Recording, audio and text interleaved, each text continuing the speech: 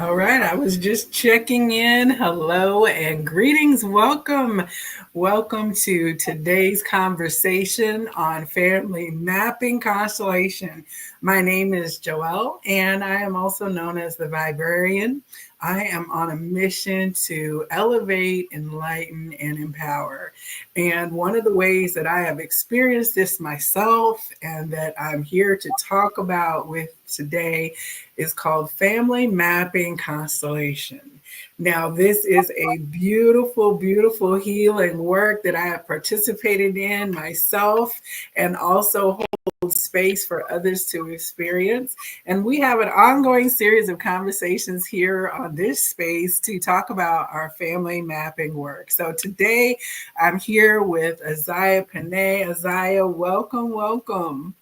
Thank you so much for having me. Yes. It is a wonderful thing to be in this space together. And it's been a while since we've seen each other. So I just wanted to give a little background.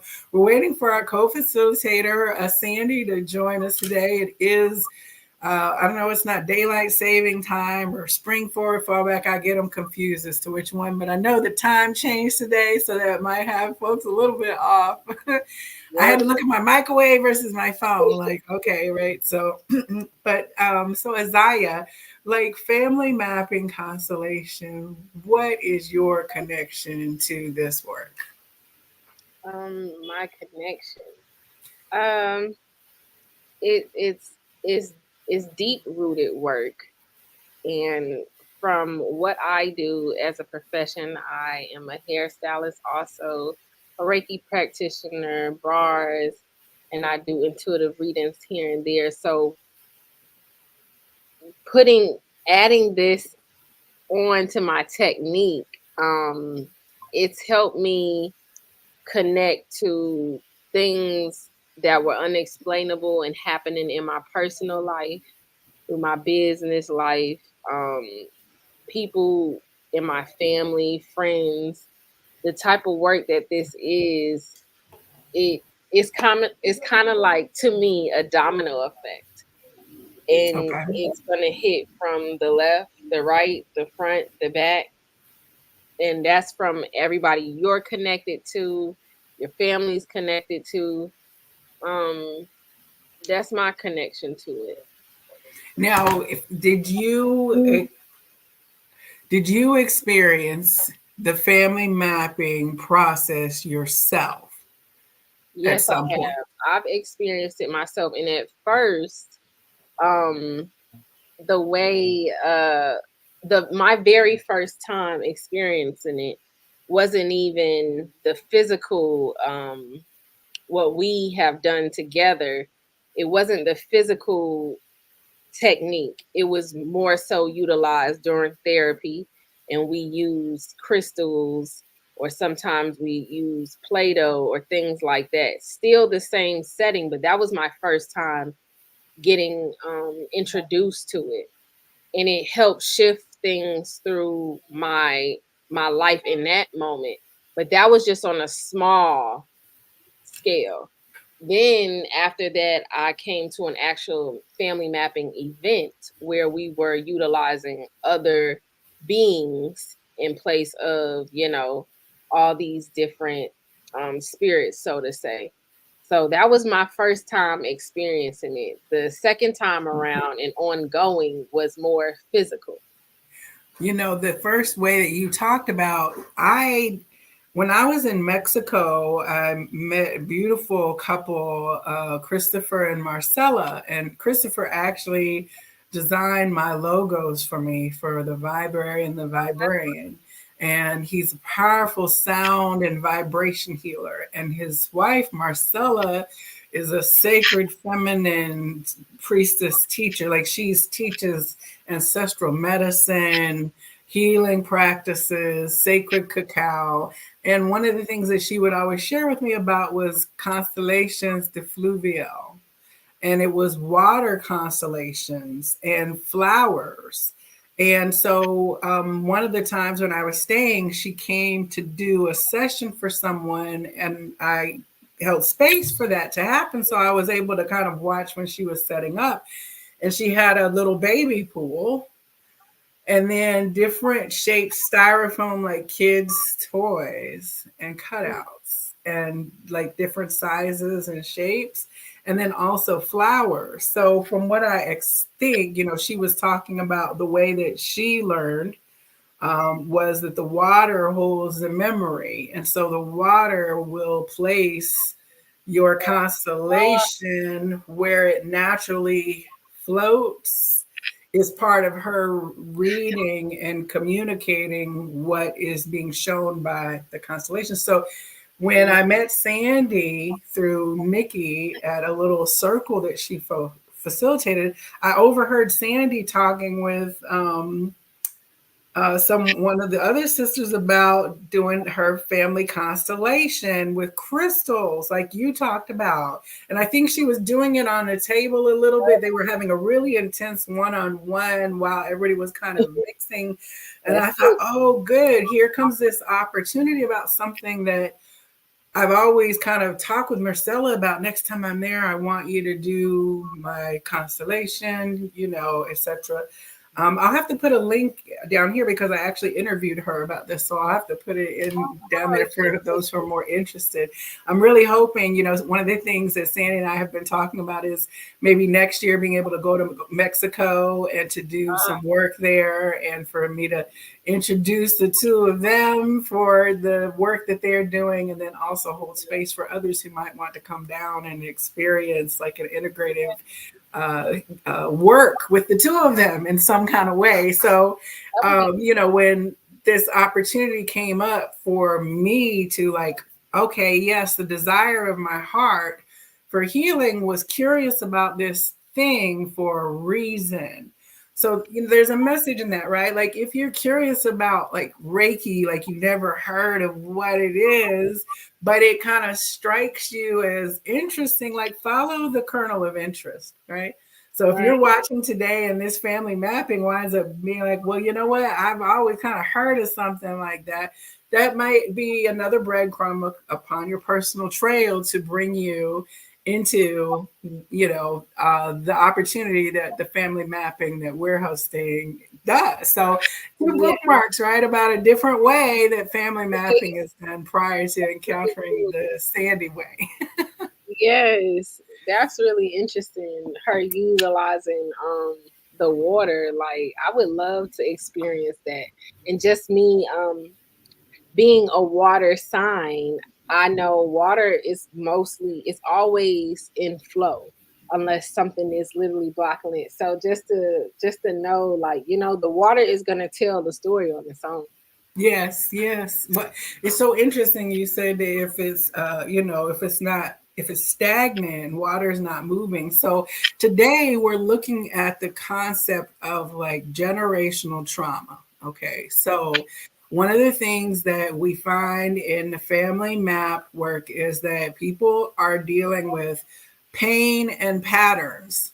And Yeah, these things often existed, of course, far prior to it emerging in our own life. It's somewhere back beyond the mist of our awareness, this beginning of possibly a trauma pattern was started.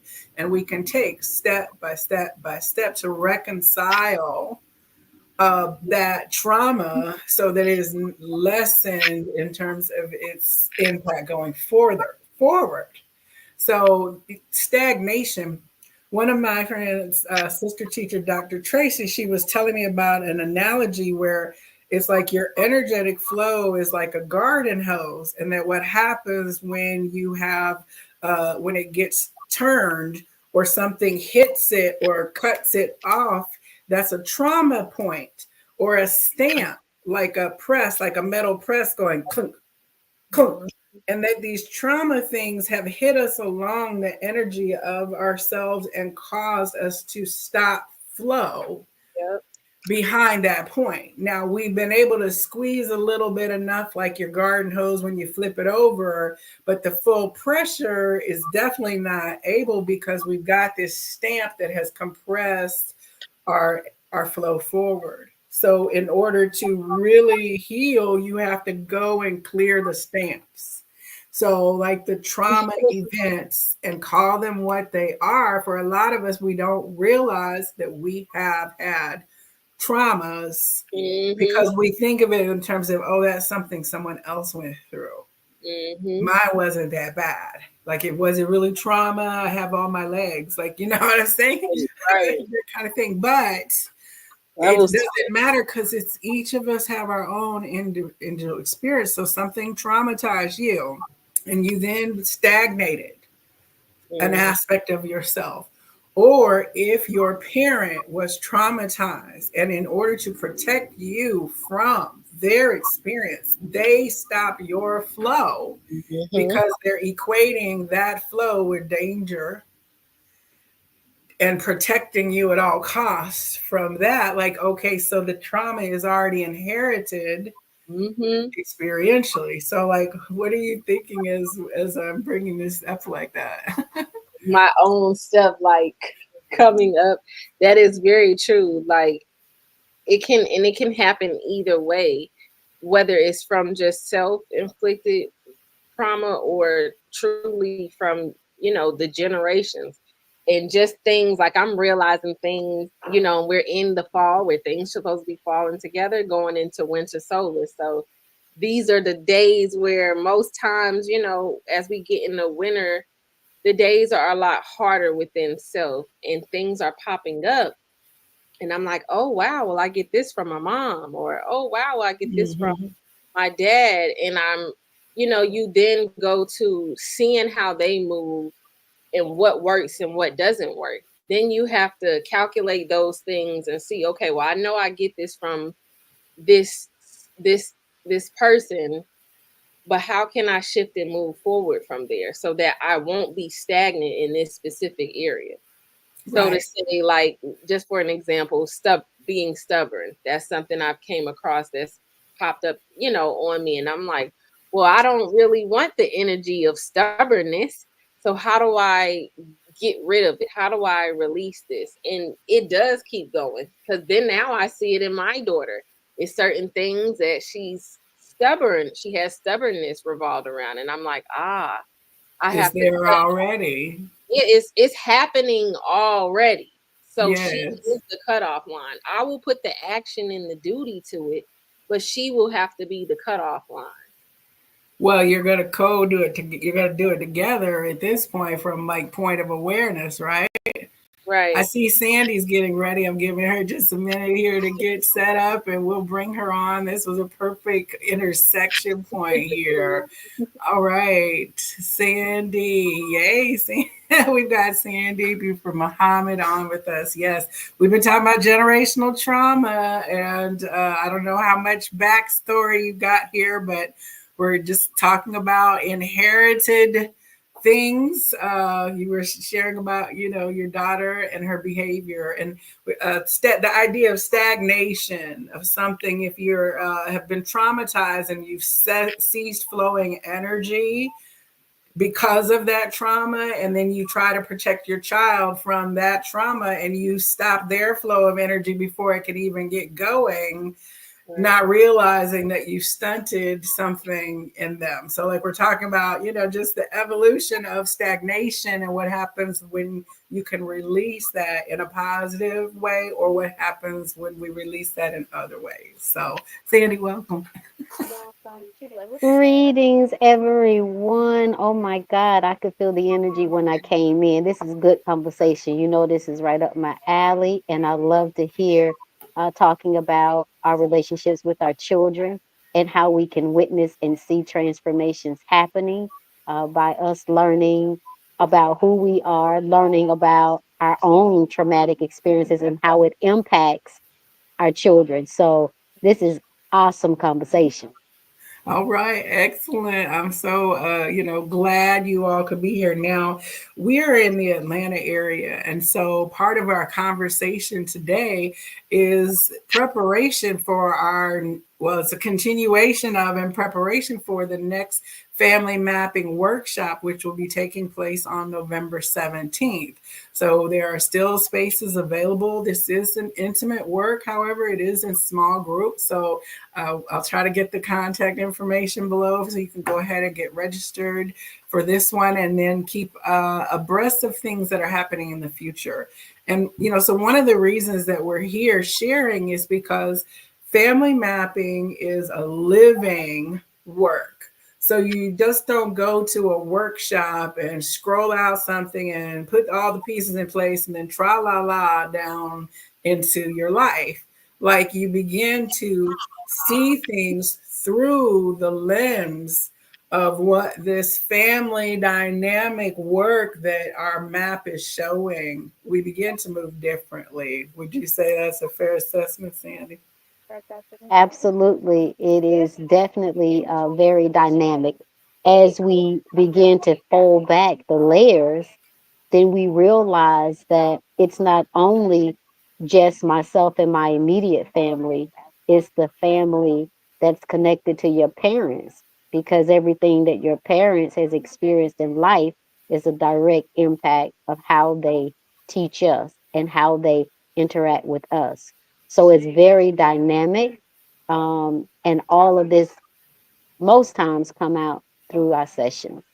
Hmm. Most time is an understatement. As I, what did you have there? Yes, I would definitely say it most times is every time. Things pop up that are truly, I feel like everything pops up, and then after you leave, stuff start coming up even more. Like, it starts aligning you with what has happened and taken place, you know? Absolutely. Like, so let's I make, was just trying to be modest, y'all. I didn't want to, but you all are right.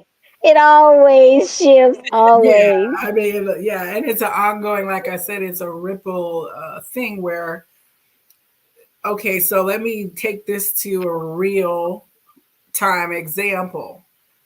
I One of the traumas that people have experienced is loss of home, being displaced through natural disaster, through conflict, through deprivation, right?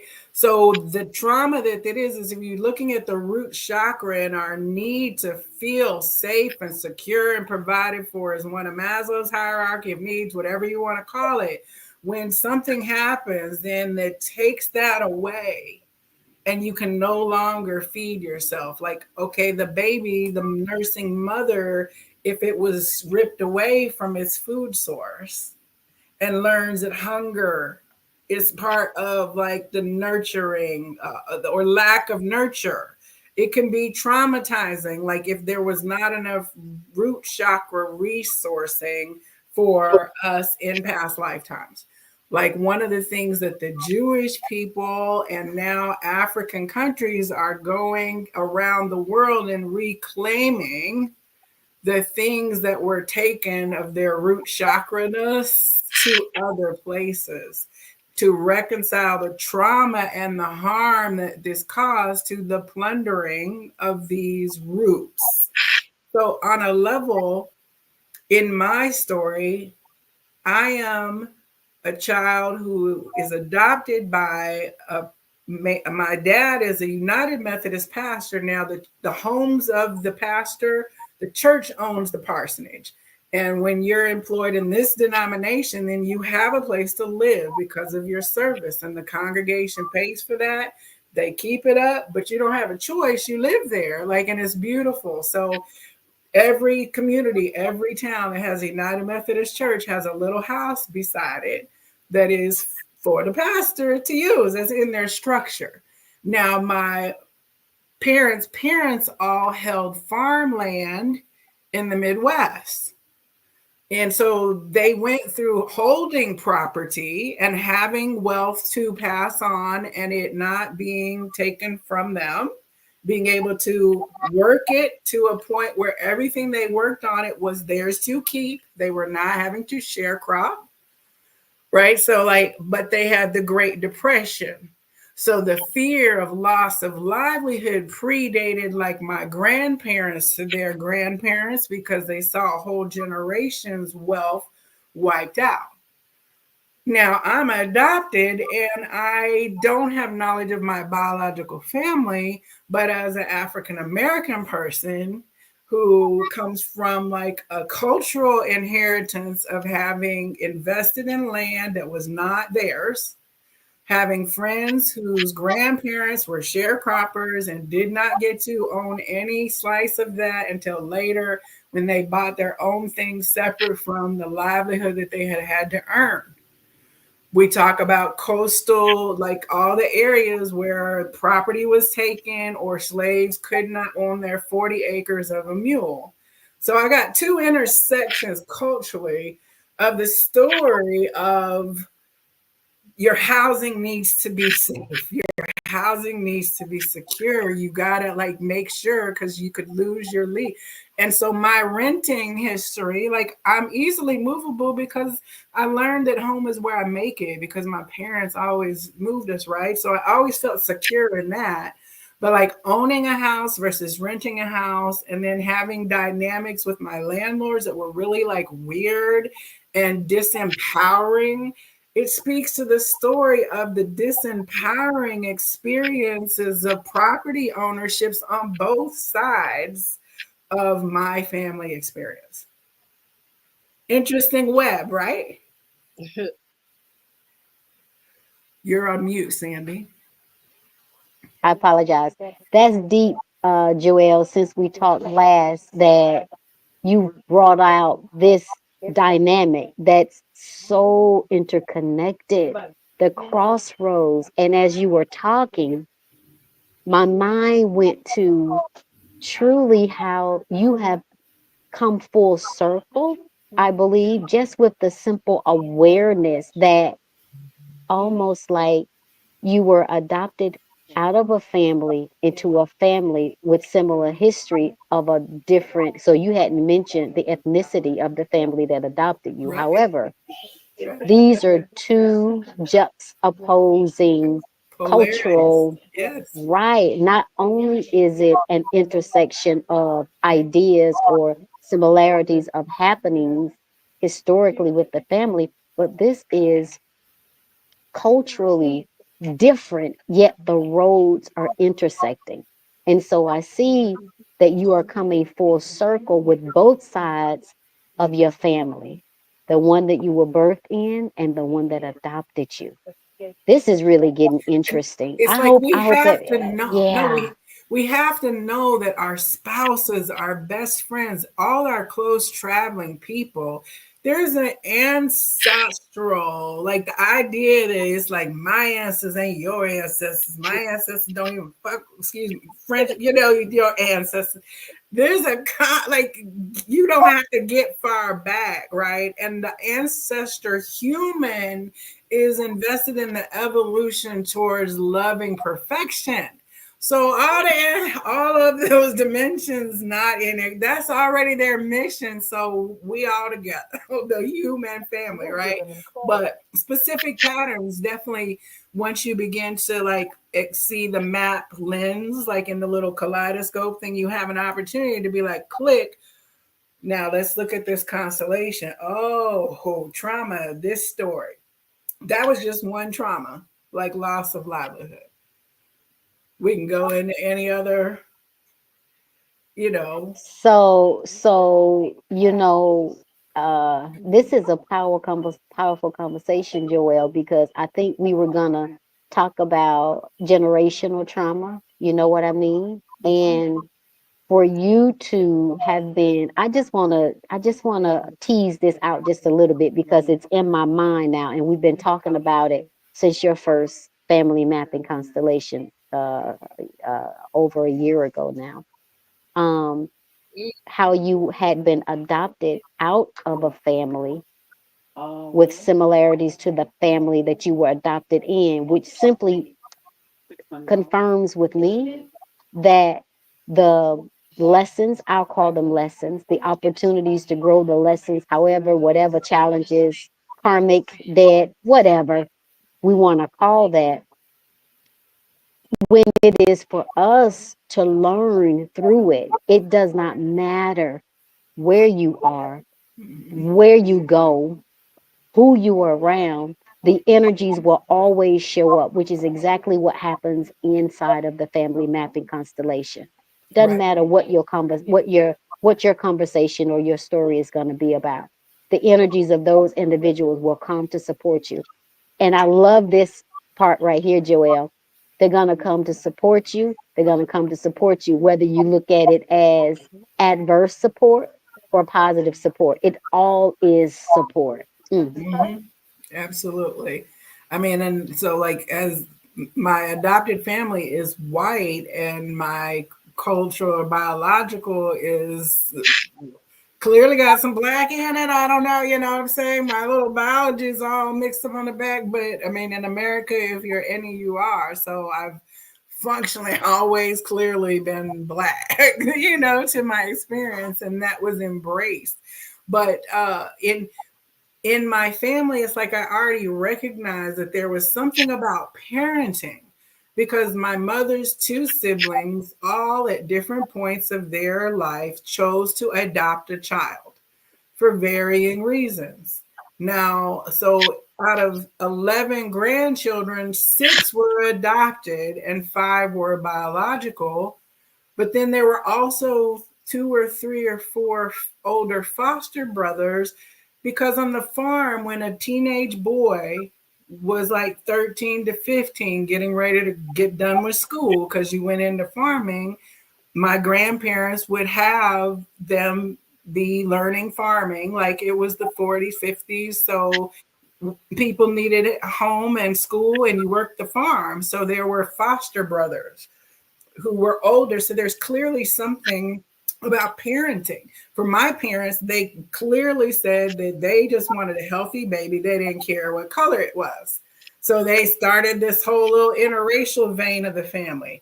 None of the other people, none of my other cousins are black, but there was like an integration then of our family's lived evolution that forced an integration of racial conversation. So if ever there were any undercurrents of racism or prejudice, it had to be pushed out through our family dynamic. And then I married into a very traditional Southern family with women who were the aunties were all hella glad that I was not a white woman when my husband married me. Right. So, like, I married into a family with inherent cultural, racial prejudices as part of the arc of that pendulum, but I had to see it as the same. It's not different, right? And one of my adopted cousins was killed at like 16 in a car accident. And then later, like, it's like, so what does it mean to the soul that desires to nurture something so much, to be a parent so much, and then to lose that child, to lose it through miscarriage, to lose it through accident, to lose it through famine or war? What has the trauma of made us decide to not do again? Maybe I don't want to be a mother, or I was resentful to my child because it represented for me the trauma of mothering isn't safe because they're going to rip this child from my bosom, or fathering isn't safe because I'm going to have to abandon it because I'll be called away somewhere. Those are the long-term generational big T traumas, right, that we're dealing with that have never been spoken about in our family. In our families, people don't talk about the lost children. They don't talk about the time, you know, my ex-husband was really traumatized because his dad lost his job and they had to move from their childhood home, which was magical to him. They had to move to Atlanta to a small apartment.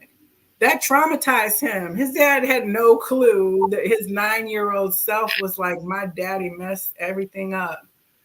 He messed us up when this happened. He didn't see it through the eyes of the adults who understood dad got a new job, right?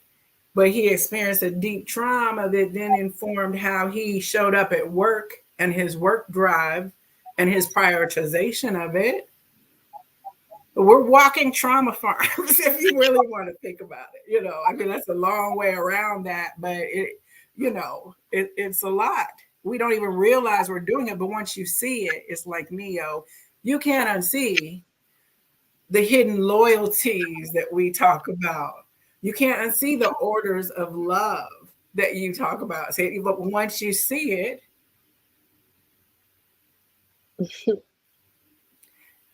I mean, this some of the like. Could you talk about the orders of love a little bit in terms of trauma connection in the orders of love? Yeah, so the orders of love is verbiage that I want to definitely recognize. I get so excited. That's in Mazulu Credo Mutual because this is why this particular modality is in the United States. He's a Zulu priest that transitioned almost, I think, maybe 10 years ago as I began to study, maybe not quite 10 years ago. I began to study this through my one of my spiritual fathers, Dr. Mark Armstrong. And as he taught it, the orders of love is something that's very traditional to us. If we go back in time, we've always honored our ancestors. We've always honored our parents and our grandparents. Um,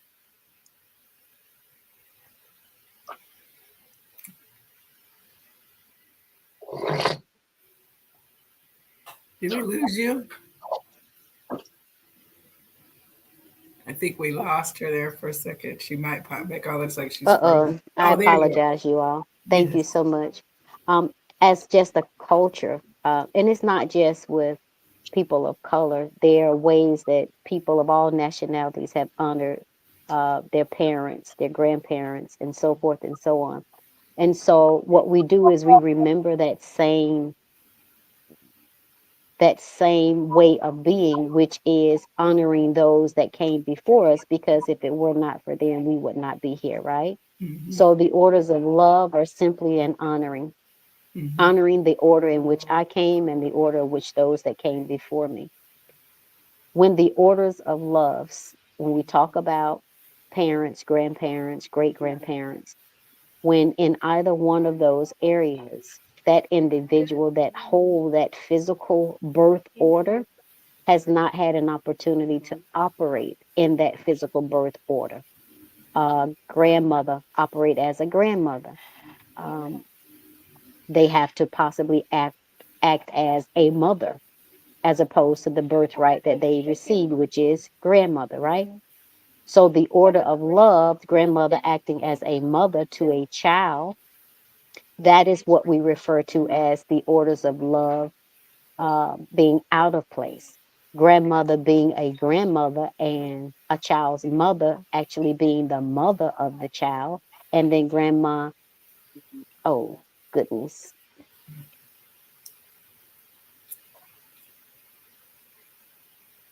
She should be right back here. You're smiling as I like, yes, this just makes so much sense, right? Oh, you're on mute too. I was saying, yeah, it's getting good. This is the breakdown of it all. Like she's about to go into she's about to get into the nitty gritty. Well, hopefully not all the nitty gritty because we need, folks to join us in the mapping. But I mean, this is such a complex, beautiful, truly like constellation in the sky. It really is such a beautiful work. It's very expansive. Yes, it is.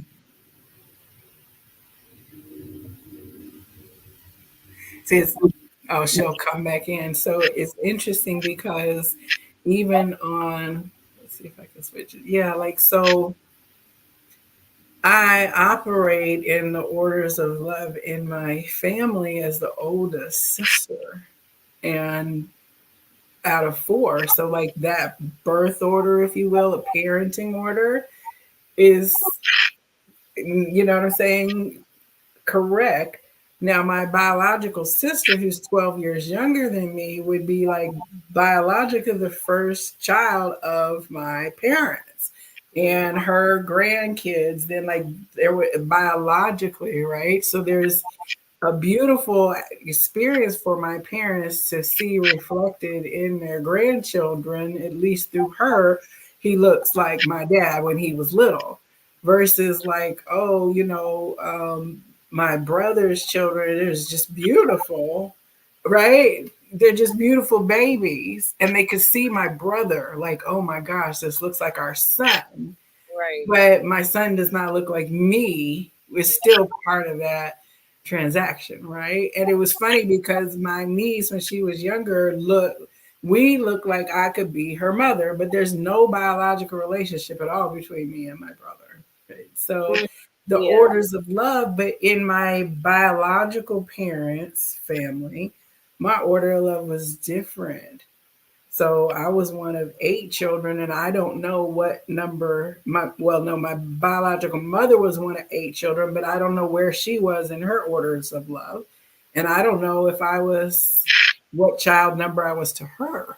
Right. So like that energy of like Hmm. how does it fall into the biological order and then energetic order is interesting to come up in discussion through family mapping. Now, And and you have an interesting order of love too, right? yes, I was gonna say just to talk a little bit about the order. You know, whether you're the oldest or the middle or the youngest, you know, just the shifts that your parents go through when we say generational curses and generational trauma. It starts with how the parents and what the parents can give to the first child, or whether there's a set of children. Like with my situation, both of my parents have a whole set of children outside of the children they have together. So, when you say out of the order of love and how it should go, you have children over here that are feeling a certain way. You have children over here that feel a certain way. And if it whether it's older, whether it's younger, each child doesn't get the same. I know people say that they love their children all the same, but it's just totally impossible for that to happen.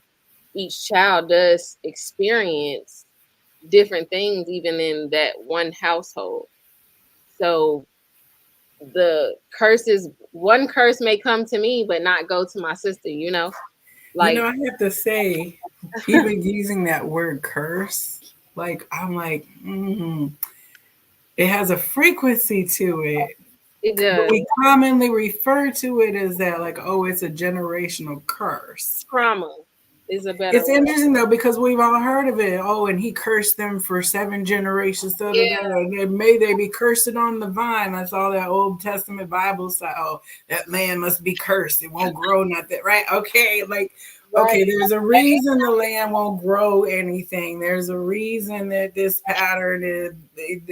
So I don't know. I just had to say it because every time I hear it, I'm like, oh, Shifting the shifting where the energy of the words that we utilize, it does matter, and it does it does bring a certain frequency. So because yeah, see, a curse, you have to go to somebody and have them lift the curse for you. But yeah, in trauma healing, you learn tools and you go and you get it resolved so that it's no longer harming you. right, Versus, a curse is like something you just have to then endure. yeah. I don't know, it's different, right? Yes, yeah, yeah, very much so, very much so. Thank you for correcting me. Yes, trauma, Yeah. the trauma, because that is fixable. I feel like curses. You are right. Curses are a little bit more strenuous than just self-inflicted trauma or generational trauma. Right. And it also says that kind of like this energy of I am, excuse me, I am, I don't have the power to do something against this. it was done to me, right? So like, okay, I was abused and beaten, but I was able to then heal from that by going to therapy. And I'm not saying me in general, but what the analogy looks like, right? Is that okay? I was beaten and I go and I got the treatment I needed and I healed from it, body, mind, and spirit. I don't forget that I was beaten, but I have hopefully learned a positive way of dealing with the fact that I was once a beaten person versus I'm just going to always be beaten. It's my mama was beat before me, my daddy was beat before her, the person was beat. It's just what our family does. Right. Totally different. That reinforces, so you could call it, but it's really just having an ability to begin to navigate in a more healthy way than what we learned. And I know a lot of people whose when you do therapy and when you do healing, other people observe you, even if it's they watch you do your physical therapy while you heal your thumb. One day somebody's going to pull out that little thumb exercise they saw you do and be like, I remember Isaiah had when she had carpal tunnel, she was doing this. They're being formed through your active being, right? So that's the same thing with when you heal from like a trauma. Our parents learn different things when we do therapy. Our friends learn different things when we do therapy or when we improve our children. So it's going in all directions from us. If you want to call that the 7 generations forward and backward, that something has an impact for healing, but it's super powerful. You know, it's really a powerful place to say that just through my living and approaching it from self, like this had me messed up. I don't have to heal it for you, but my healing will be for you. So, I mean, I hope we get Sandy back here. Just let me know her phone died. Oh, okay. Well, you know, we're going to have more conversations about this because it really does, again, spark off so many different pathways that we can talk about. And we could begin to do a catalog, honestly, of let's talk about, like, if we talk about property trauma, that's you know, if you're in the comments on this later and you have a generational trauma that you can now see differently, like let's put it in the comments. Like if it's you can never hold on to something, your family can never hold on to anything, or you always have it all and go up and go down, some kind of inconsistency, or you've moved a lot, or you've been flirting with homelessness, or you know, whatever that's looked like, something like that. Drop it in the comments. Like, what would you say if you had to say a trauma pattern in your family that you would observe, Messiah? I would probably say financial trauma. It's a lot of financial issues within my family's dynamic. Um, and it's only but so many that are successful, and then once you break down successful, then it becomes money management, and it just goes deeper and deeper, and it's kind of like right now, what I see my family is in. It's always in a rut, is what they say. So I would say for me and my family, it would be financial trauma. Just how we look as a whole, how we look at money. Um, and from my understanding, money is just energy. Right. And depending on, what energy is flowing around you, that's how you look at it within your money flow. Yep. I mean, and a lot of that money story is going to be for all of us. Look, we live in the capitalist empire of the globe, right? Where money is the main currency of everything. You got to have it if you're going to exist anywhere. But what does it mean when your money was script that you only got that you could pay at the company score, and that you would never have a savings account to even have been saving because the master or the sharecrop owner or Johnny or whoever you were economically indebted to, they held. And then they would, you know what I'm saying? So like the pattern could have been 8 generations ago, greats.